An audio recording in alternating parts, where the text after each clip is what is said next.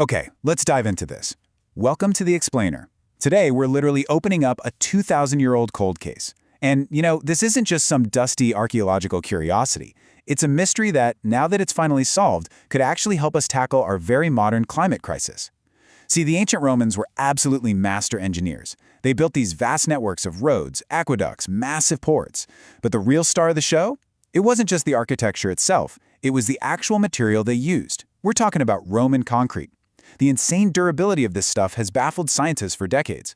So today, we are going to break down exactly how a brilliant team of researchers finally cracked the code, and why it is absolutely crucial for our future. To really wrap our heads around the scale of this mystery, just think about the magnificent Roman Pantheon. It features the world's largest unreinforced concrete dome, right? It was dedicated way back in 128 CE, and it is still intact almost 2,000 years later. I mean, some ancient Roman aqueducts are actually still delivering water to Rome today. It's wild. But in stark contrast, despite all of our advanced tech and computational engineering, our modern concrete infrastructure, it routinely starts to crumble and needs massive, expensive repairs after just a few decades, especially if it's sitting in harsh conditions like seawalls or earthquake zones. So how on earth did a civilization operating over 2 millennia ago create a material that outlasts our absolute best modern efforts by literally thousands of years? Well, enter our lead detective for this explainer. MIT professor of civil and environmental engineering, Admir Mosik. For years, scientists just assumed the secret to Roman concrete was volcanic ash from the Bay of Naples, which the Romans shipped all over the place.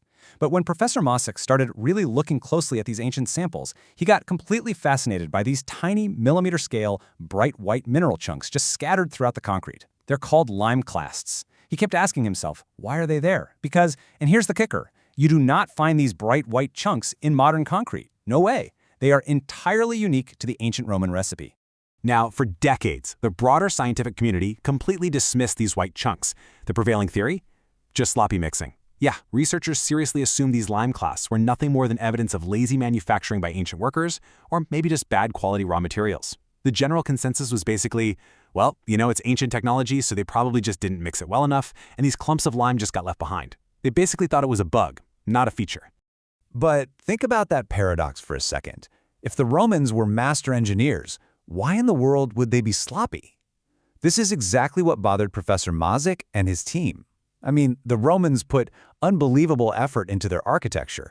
They followed these incredibly detailed recipes that have been meticulously optimized over centuries.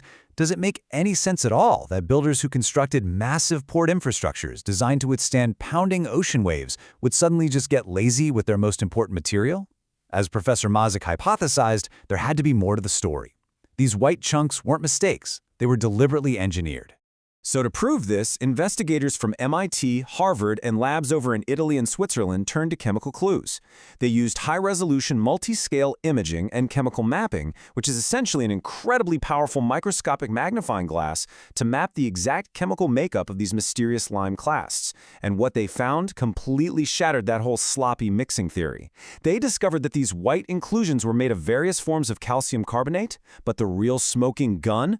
The spectroscopic examination showed these compounds have been formed at extreme temperatures. This wasn't just some unmixed powder, this was the result of a highly volatile chemical reaction.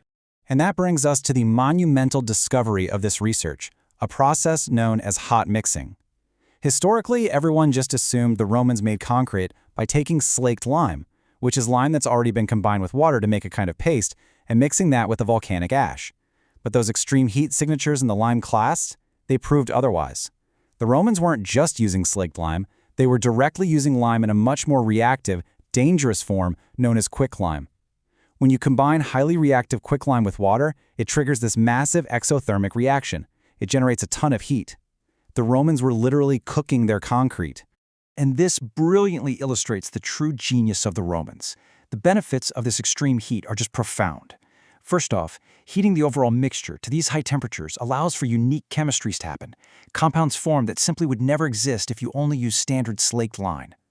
Second, the intense heat massively accelerates the curing and setting times, which is exactly how the Romans were able to build their massive empires so fast. But the real game changer is this.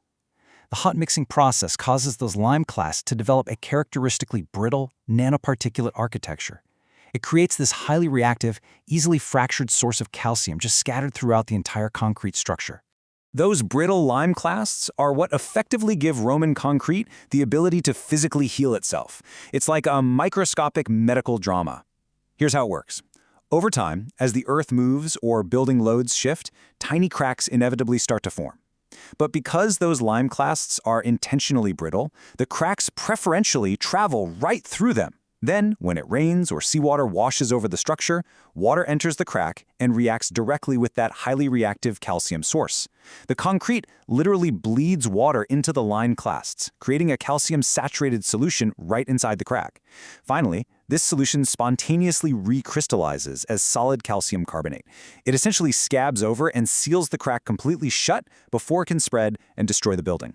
To prove this incredible theory, researchers deliberately cracked samples of replicated Roman hot mix concrete alongside standard modern concrete, and then just ran water through them. The results, absolutely staggering. The replicated Roman concrete completely healed itself. Within just 2 weeks, the calcium recrystallized, the crack sealed up perfectly, and water could no longer flow through it. But the standard modern concrete, made without quicklime, it never healed. The water just kept pouring right through the open crack, which is exactly what happens in our degrading infrastructure today. Moving from ancient Rome to our modern climate crisis. This is obviously a phenomenal historical discovery, right? But understanding this ancient self-healing trick isn't just about rewriting history books. It is absolutely critical for the survival of our modern world. Why? Well, it all comes down to the enormous environmental cost of how we build today. I want you to really let this number sink in. 8%. That is the percentage of all global greenhouse gas emissions currently generated by modern cement production. 8%. It is a massive, staggering carbon footprint.